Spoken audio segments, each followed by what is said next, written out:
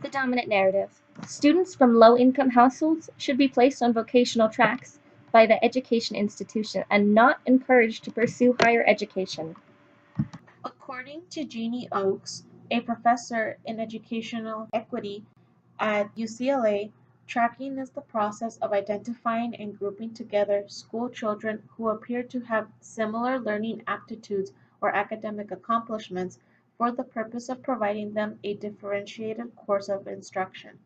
Vocational tracking is tracking students towards vocational careers like auto mechanics, plumber, electrician, hairstylist, etc. We interviewed a local principal of a high school that specializes in vocational tracking.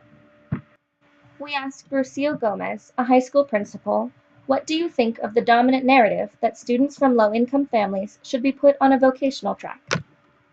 During my tenure as a principal, I have found that not all students have the motivation or the desire to go to college, and therefore, for that population, it would be beneficial for them to follow vocational track.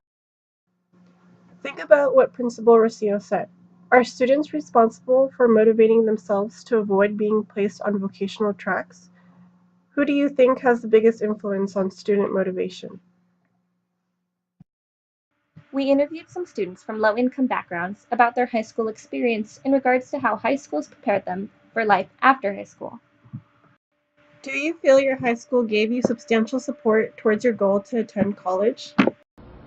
I feel as though for the most part they supported me in trying to get where I wanted to go, but oftentimes it was just me taking care of what I needed to.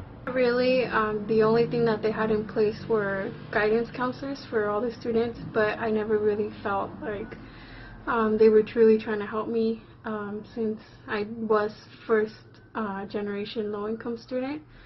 I probably wasn't a promising candidate for them. These students felt like they were only being helped by their school if they seemed self-motivated. How do you think this affected the students' goals? Do you feel like your school tracked you based on your projected achievements? I don't think the school cared whether I was excelling or declining as long as I met the requirements and can graduate. Well, when I came here to the U.S., since I didn't know English very well, the school tried to put me in a separate learning community for students like myself, but my parents advised against it because they didn't want me to feel excluded or felt like I wasn't getting the same education as everybody else.